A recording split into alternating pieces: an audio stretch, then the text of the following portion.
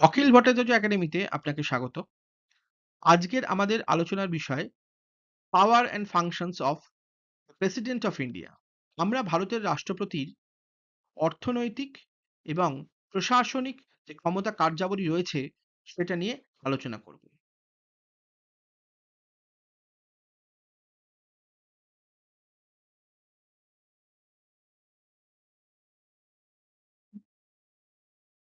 Lecture outline: constitutional position of the president of India, executive power and functions of the president of India, financial powers and functions of the president of India. Constitutional position of president of India. আমরা ভারতের রাষ্ট্রপতির অর্থাৎ রাষ্ট্রের তিনি প্রধান। ভারতের রাষ্ট্রপতির সাংবিধানিক যে অবস্থা সেটি আমরা আলোচনা করব বা কনস্টিটিউশনাল পজিশন। প্রথমেই বলছি দ্য কনস্টিটিউশনাল রোল, অর্থাৎ ভারতবর্ষের রাষ্ট্রপতি ভারতের রাষ্ট্রের প্রধান, অর্থাৎ ভারত রাষ্ট্রের প্রধান এবং ভারতের ১ নম্বর নাগরিক, অর্থাৎ ফার্স্ট সিটিজেন অফ ইন্ডিয়া। ভারতের সংবিধানের ৫২ নম্বর ধারা অনুযায়ী এটি বলা হয়েছে। দ্বিতীয় কি বলছে? The dynamic sorry power dynamic. এখানে কি বলছে? এখানে বলা হচ্ছে যে ভারতবর্ষের সংবিধানের ৫৩ নম্বর ধারা অনুযায়ী ভারতের রাষ্ট্রপতি হচ্ছেন সুপ্রিম এক্সিকিউটিভ, বা ভারতের রাষ্ট্রপতি সুপ্রিম এক্সিকিউটিভ পাওয়ার হোল্ড করেন। তবে তিনি কিন্তু নমিনাল হেড। তিনি হচ্ছে কনস্টিটিউশনাল হেড। আমরা সকলেই জানি যে ভারতবর্ষে সংসদীয় গণতন্ত্র রয়েছে। যেখানে সংসদীয় গণতান্ত্রিক ব্যবস্থা রয়েছে সেখানে দেখা যায় যে সেই রাষ্ট্রের রাষ্ট্রপ্রধান নমিনাল বা কনস্টিটিউশনাল হয়, আর যে প্রধানমন্ত্রী তিনি রিয়েল হেড হন। অর্থাৎ ভারতের রাষ্ট্রপতি হচ্ছেন নমিনাল হেড এবং ভারতের প্রধানমন্ত্রী হচ্ছেন রিয়েল হেড বা প্রকৃত শাসক বা প্রশাসক। এরপরে আসছি দ্য রিয়েল অথরিটি। ভারতবর্ষের সংবিধানের ৭৪তম ধারা অনুযায়ী ভারতবর্ষের রাষ্ট্রপতিকে ভারতের প্রধানমন্ত্রী, অর্থাৎ যিনি প্রকৃত শাসক, এবং তার যে মন্ত্রিসভা বা ক্যাবিনেট রয়েছে তার অ্যাডভাইজারি বা অ্যাডভাইসের ভিত্তিতে বা পরামর্শক্রমে কাজ করতে হবে। এরপরে আসছি কোর রেসপন্সিবিলিটিস। ভারতবর্ষের রাষ্ট্রপতি হবার সুবাদে, অর্থাৎ যিনি ভারতের রাষ্ট্রপতি হন, তিনি কিছু কোর রেসপন্সিবিলিটি পালন করেন। ভারতবর্ষের আইনসভায় বা পার্লামেন্টে যে বিল পাস হয় সেইগুলো আইনে পরিণত হওয়ার জন্য ভারতের রাষ্ট্রপতির স্বাক্ষর দরকার হয় বা অনুমোদন দরকার হয়, স্বাক্ষর দরকার হয়। অনুমোদন নয়, স্বাক্ষর দরকার হয়। তো সমস্ত বিলে রাষ্ট্রপতি স্বাক্ষর করেন, সিগনেচার করেন। তারপরেই কিন্তু সেটি আইনে রূপান্তরিত হয়। তারপরে হচ্ছে ইমার্জেন্সি ল, অর্থাৎ অর্ডিন্যান্স। দেশের আপৎকালীন পরিস্থিতিতে ভারতবর্ষের যে প্রধানমন্ত্রীর নেতৃত্বাধীন ক্যাবিনেট রয়েছে বা মন্ত্রিসভা রয়েছে, সেই মন্ত্রিসভার সুপারিশক্রমে ভারতের রাষ্ট্রপতি অর্ডিন্যান্স জারি করতে পারেন। অর্থাৎ ইমার্জেন্সি সময়ে কোনো আইন প্রয়োজন, সেই আইনটি নেই। অর্থাৎ এই অর্ডিন্যান্সকে জারি করতে পারেন ভারতের রাষ্ট্রপতি। এরপরে আরেকটি বিষয় হচ্ছেন, ভারতের রাষ্ট্রপতি হচ্ছেন ভারতের সুপ্রিম কমান্ডার, অর্থাৎ আর্মি, নেভি এবং এয়ার ফোর্সের যে সুপ্রিম কমান্ডার তিনি হচ্ছেন ভারতের রাষ্ট্রপতি, অর্থাৎ তিনি যুদ্ধ ঘোষণা করতে পারেন। তবে সেটি বলা যেতে পারে যে ভারতের রাষ্ট্রপতির কাছে অত্যন্ত সম্মানের। ভারতের রাষ্ট্রপতি প্রথমত হচ্ছে নমিনাল হেড, দ্বিতীয়ত হচ্ছেন ভারতের রাষ্ট্রপতির নামেই ভারত সরকারের সমস্ত কাজ সম্পাদিত হয়, তৃতীয়ত হচ্ছেন তিনি প্রধানমন্ত্রী এবং তার নেতৃত্বাধীন যে মন্ত্রিপরিষদ তার পরামর্শক্রমে কাজ করেন এবং তার স্বাক্ষরের ভিত্তিতে আইনসভা অর্থাৎ পার্লামেন্ট থেকে অনুমোদিত বিল আইনে পরিণত হয়। তিনি অর্ডিন্যান্স জারি করতে পারেন এবং ভারতবর্ষের আর্মি, নেভি এবং এয়ার ফোর্সের সুপ্রিম কমান্ডার হিসেবে কাজ করেন। তাহলে মোটামুটিভাবে আমরা ভারতবর্ষের রাষ্ট্রপতির কনস্টিটিউশনাল যে পজিশন সেটা বুঝতে পারলাম। এর সাথে যেটি বলা দরকার, ভারতের রাষ্ট্রপতি হচ্ছেন ভারত রাষ্ট্রের প্রধান এবং তিনি হচ্ছেন ভারতের ফার্স্ট সিটিজেন অফ ইন্ডিয়া। তাহলে মোটামুটিভাবে আমরা কনস্টিটিউশনাল পজিশন ভারতের রাষ্ট্রপতির বুঝতে পারলাম। Executive powers of president of India. ভারতবর্ষের রাষ্ট্রপতির এক্সিকিউটিভ পাওয়ার অর্থাৎ প্রশাসনিক ক্ষমতা কি আছে সেটা আমরা জানবো। প্রথম, গভর্নমেন্ট অ্যাকশন। ভারতবর্ষের সংবিধানের ৭৭ নম্বর ধারা অনুযায়ী ভারতবর্ষের রাষ্ট্রপতি নামেই ভারত সরকারের সমস্ত কাজ সম্পাদিত হয়। শুধু তাই নয়, ভারতবর্ষের রাষ্ট্রপতি তার যে অর্ডারস গুলো রয়েছে, তার যে ডাইরেকশনস গুলো রয়েছে, যে ডাইরেকশনস গুলো বা যে অর্ডার গুলো তিনি দিচ্ছেন, সেগুলো কিভাবে সম্পাদিত হবে বা কিভাবে কার্যকর হবে সেই ব্যাপারে তিনি প্রয়োজন মনে করলে স্পেসিফিক রুলস জারি করতে পারেন বা নিয়ম নির্ধারণ করতে পারেন। দ্বিতীয়, অ্যাডমিনিস্ট্রেটিভ ওভারসাইট। প্রথম বলছে যে ইউনিয়ন টেরিটরিজ। ভারতবর্ষের ৮টা ইউনিয়ন টেরিটরিজ আছে। এই ৮টা ইউনিয়ন টেরিটরিজ বা কেন্দ্রশাসিত অঞ্চলে লেফটেন্যান্ট গভর্নর রয়েছে। যেমন রাজ্যগুলোতে গভর্নর রয়েছে, সেরকমই এই ইউনিয়ন টেরিটরিজে লেফটেন্যান্ট গভর্নর থাকে। রাজ্যগুলোর ক্ষেত্রে রাজ্যগুলোর নিজস্ব সরকার রয়েছে, তারা সরকার চালাচ্ছে, কিন্তু কেন্দ্রশাসিত অঞ্চলগুলোতে সেখানে বিধানসভা থাকলেও, যেমন পুদুচেরি এবং দিল্লির বিধানসভা রয়েছে, কিন্তু তা থাকলেও সেখানে নিয়ন্ত্রণ কিন্তু ভারত সরকারের হাতে। অর্থাৎ ভারত সরকার কিন্তু এই নিয়ন্ত্রণটা করে থাকেন এবং সেই ভিত্তিতে ভারতবর্ষের রাষ্ট্রপতি এই ইউনিয়ন টেরিটরিজের যে লেফটেন্যান্ট গভর্নর তাদেরকে নিয়োগ করেন বা অ্যাপয়েন্টমেন্ট করেন। তারপরে কি, শিডিউল অ্যান্ড ট্রাইবাল এরিয়াস। অর্থাৎ ভারতবর্ষের ২৪৪ নম্বর ধারা এবং 5th and 6th শিডিউল অনুযায়ী ভারতবর্ষের রাষ্ট্রপতি এই যে বিভিন্ন যে এলাকা রয়েছে, অর্থাৎ যে ট্রাইবাল এরিয়া, শিডিউল এরিয়া রয়েছে, সেই এরিয়াগুলো নির্ধারণ করতে পারে এবং তার জন্য প্রয়োজনীয় ব্যবস্থা গ্রহণও তিনি কিন্তু করে থাকেন। এটি কিন্তু ভারতবর্ষের রাষ্ট্রপতির অত্যন্ত গুরুত্বপূর্ণ ক্ষমতা।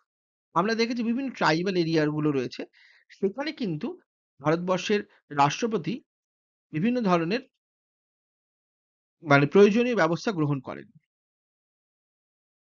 তারপর কি, মার্জিনালাইজড ক্লাসেস কমিশন। ভারতবর্ষের সংবিধানের ৩৪০ নম্বর ধারা অনুযায়ী মার্জিনালাইজড ক্লাসেস কমিশন গঠন করতে পারেন।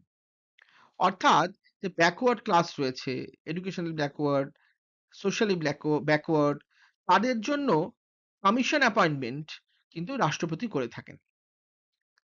এরপরে যে জায়গাটায় আসবো সেটা হচ্ছে central state relation.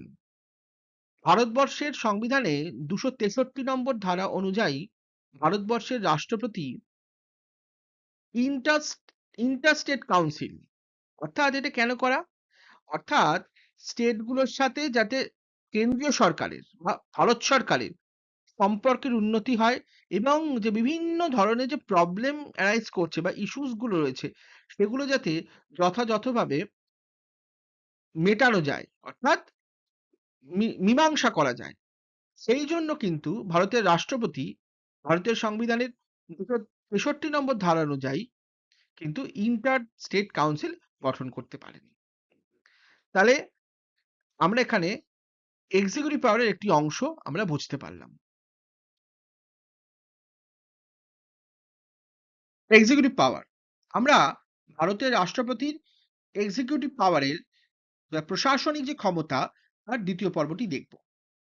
Second part, কি অ্যাপয়েন্টমেন্টস, অর্থাৎ এইখানে আমরা দেখব ভারতের রাষ্ট্রপতি যে গুরুত্বপূর্ণ পদাধিকারীদের যে নিয়োগ করেন সেটি। প্রথম হচ্ছে prime minister and council of ministers. ভারতের সংবিধানের ৭৫ নম্বর বা 75 আর্টিকেল নম্বর 75 অনুযায়ী ভারতের রাষ্ট্রপতি ভারতের প্রধানমন্ত্রী এবং তার সুপারিশে, অর্থাৎ ভারতের প্রধানমন্ত্রীর সুপারিশে ভারতের মন্ত্রিসভার বা ইউনিয়ন কাউন্সিল অফ মিনিস্টার্স এর সদস্যদের বা ইউনিয়ন মিনিস্টারদের নিযুক্ত করে থাকেন। দ্বিতীয় হচ্ছে attorney general of India for India. Attorney general কেন? অ্যাটর্নি জেনারেলের ক্ষেত্রে বলা হচ্ছে যে ভারতবর্ষের যিনি অ্যাটর্নি জেনারেল, অর্থাৎ ভারত সরকারের যিনি চিফ লিগ্যাল অ্যাডভাইজার, তাকে ভারতের রাষ্ট্রপতি ভারতের সংবিধানের ৭৬ নম্বর ধারা অনুযায়ী বা আর্টিকেল 76 অনুযায়ী অ্যাপয়েন্টমেন্ট করে থাকেন বা অ্যাপয়েন্টমেন্ট দিয়ে থাকেন। তারপরে কি? Controller and auditor general. ভারতবর্ষের যে গভর্নমেন্ট এক্সপেন্ডিচার যিনি অডিট করেন, সেই controller and auditor general CAG, তাকে ভারতের রাষ্ট্রপতি ভারতের সংবিধানের ১৪৮ নম্বর ধারা অর্থাৎ আর্টিকেল 148 অনুযায়ী অ্যাপয়েন্টমেন্ট করেন। এবার আমরা দেখব যে কি কমিশনস অ্যান্ড গভর্নেন্স। ভারতের সংবিধানের ১৫৫ নম্বর ধারা অনুযায়ী ভারতের রাষ্ট্রপতি ভারতের সমস্ত অঙ্গরাজ্যের রাজ্যপালদের বা গভর্নরদের, স্টেট গভর্নরদের অ্যাপয়েন্টমেন্ট করেন। তারপরে কি? ভারতবর্ষে আমরা সকলেই জানি একটি নিরপেক্ষ জাতীয় নির্বাচন কমিশন রয়েছে, অর্থাৎ national election commission of India. এই যে জাতীয় নির্বাচন কমিশন রয়েছে, সে জাতীয় নির্বাচন কমিশনের চিফ ইলেকশন কমিশনার এবং অন্যান্য ইলেকশন কমিশনারদের ভারতের রাষ্ট্রপতি ভারতীয় সংবিধানের ৩২৪ নম্বর ধারা বা আর্টিকেল 324 অনুযায়ী অ্যাপয়েন্টমেন্ট করে থাকেন। তারপরে আসছি আরেকটি গুরুত্বপূর্ণ অ্যাপয়েন্টমেন্ট, সেটা কি? ইউপিএসসি অর্থাৎ ইউনিয়ন পাবলিক সার্ভিস কমিশনের চেয়ারম্যান এবং মেম্বারসদের ভারতীয় রাষ্ট্রপতি ভারতীয় সংবিধানের ৩১৬ নম্বর ধারা অনুযায়ী নিযুক্ত করে থাকেন। তাহলে আমরা ভারতের রাষ্ট্রপতির যে এক্সিকিউটিভ পাওয়ার্স গুলো রয়েছে সেটা বুঝতে পারলাম। অখিল ভারতীয় একাডেমির ২০২৬-২০২৭ শিক্ষাবর্ষে পলিটিক্যাল সায়েন্সের টিউটোরিয়াল কোর্সে অ্যাডমিশন চলছে। আমাদের অফলাইন এবং অনলাইন দুটি কোর্সই রয়েছে, তবে অফলাইন কোর্স লিমিটেড। যারা ইচ্ছুক তারা 9836794686 এ ফোন করতে পারেন এবং হোয়াটসঅ্যাপ করতে পারেন। ফিনান্সিয়াল পাওয়ার্স অর্থাৎ ভারতবর্ষের রাষ্ট্রপতির অর্থনৈতিক ক্ষমতা কি সেটা আমরা দেখব। প্রথম কি বলছে? মানি বিল অর গ্রান্টস। ভারতের সংবিধানের ১১০, ১১৩ এবং ১১৭ নম্বর ধারাতে ভারতের রাষ্ট্রপতির মানি বিল এবং গ্রান্ট সংক্রান্ত ক্ষমতা উল্লেখ করা আছে। ভারতের রাষ্ট্রপতির অনুমতি ছাড়া অর্থাৎ পূর্বানুমতি ছাড়া বা রেকমেন্ডেশন ছাড়া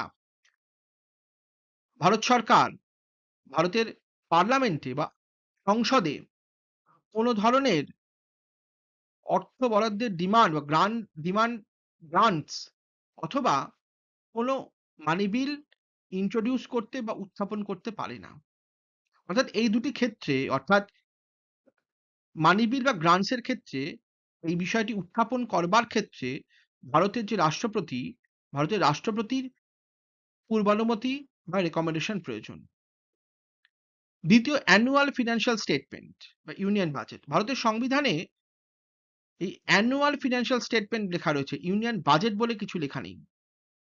ভারতের সংবিধানের ১১২ নম্বর ধারাতে বলা রয়েছে যে ভারতের রাষ্ট্রপতি এই অর্থাৎ এই অ্যানুয়াল ফিনান্সিয়াল স্টেটমেন্টের আইনি ব্যবস্থা দায়িত্ব তার। অর্থাৎ এই অ্যানুয়াল ফিনান্সিয়াল স্টেটমেন্টের যে আইনি ব্যবস্থা অর্থাৎ এইটি যে ভারতের পার্লামেন্টের বোথ হাউস অর্থাৎ উচ্চকক্ষ এবং নিম্নকক্ষ রাজ্যসভা লোকসভাতে উত্থাপিত হবে, তার আইনি ব্যবস্থা রাষ্ট্রপতি করে থাকেন। তারপরে কন্টিনজেন্সি ফান্ড। কন্টিনজেন্সি ফান্ড হচ্ছে আপৎকালীন অবস্থার কোনো জন্য আপৎকালীন ফান্ড বা তহবিল। ভারতের সংবিধানের ২৬৭ নম্বর ধারা বা 267 এই ধারা অনুযায়ী আপৎকালীন অবস্থায় যদি অর্থের প্রয়োজন হয়, সেটি পার্লামেন্টের অ্যাপ্রুভ করার মতন সময় হাতে নেই। এই সময় রাষ্ট্রপতির অনুমোদন ক্রমে এই কন্টিনজেন্সি ফান্ডের থেকে ভারত সরকার অর্থ ব্যয় করতে পারে। তারপরে কি? ফিনান্স কমিশন অর্থাৎ ভারতবর্ষের সংবিধানের ২৮০ নম্বর ধারা অনুযায়ী ভারতের রাষ্ট্রপতি প্রত্যেক ৫ বছর অন্তর একটি করে ফিন্যান্স কমিশন গঠন করে। আর এই ফিন্যান্স কমিশন ভারত সরকারকে, অর্থাৎ বেসিক্যালি ভারতের রাষ্ট্রপতিকে এই কেন্দ্র এবং রাজ্যের যে ট্যাক্স রেভিনিউ যে ডিস্ট্রিবিউশন, ট্যাক্সের যে ডিস্ট্রিবিউশন সেইটি নির্ধারণ করে দেয়, বা সেটির নির্ধারণের যে অ্যাডভাইসটা এই ফিন্যান্স কমিশন করে বা রিকমেন্ড করে। তাহলে কি ফিন্যান্স কমিশন কি করে? কেন্দ্র এবং রাজ্যের মধ্যে ট্যাক্স বা রেভিনিউ যে ডিস্ট্রিবিউশনটা হয়, সেই ডিস্ট্রিবিউশনটার রিকমেন্ডেশন করে এই ফিন্যান্স কমিশন। এই ফিন্যান্স কমিশনকে প্রত্যেক ৫ বছর অন্তর ভারতের রাষ্ট্রপতি নিযুক্ত করে বা অ্যাপয়েন্টমেন্ট করে বা গঠন করে। তাহলে মোটামুটিভাবে আমরা ভারতবর্ষের রাষ্ট্রপতির এক্সিকিউটিভ এবং ফিনান্সিয়াল যে পাওয়ারস রয়েছে সেটা বুঝতে পারলাম। আমাদের আজকের ভিডিওটি দেখবার জন্য অনেক অনেক ধন্যবাদ। আমাদের পরবর্তী বিষয় সিলেবাস ডিসকাশন বা সিলেবাস ম্যাপিং। আমরা ওয়েস্ট বেঙ্গল স্টেট ইউনিভার্সিটির ৪ বছরের আন্ডার গ্র্যাজুয়েটের যে অনার্স কোর্স রয়েছে পলিটিক্যাল সায়েন্সে, সেই পলিটিক্যাল সায়েন্স সাবজেক্টের সেমিস্টার 1 এর পলিটিক্যাল থিওরিতে কোন কোন টপিক পড়ানো হয়, অর্থাৎ পলিটিক্যাল থিওরি এখানে ইউনিট 1 এ রয়েছে। অর্থাৎ এই ইউনিট 1 এ পলিটিক্যাল থিওরিতে কোন কোন টপিক পড়ানো হয় সেই বিষয়ে আমরা আলোচনা করব। এই ভিডিওটি, অর্থাৎ এই সিলেবাস ডিসকাশন এর বা ম্যাপিং এর যে ভিডিওটি, সেটি আগামী 17ই আগস্ট 2026 এর আমাদের অখিল ভট্টাচার্য একাডেমির ইউটিউব চ্যানেলে আপলোড করা হবে।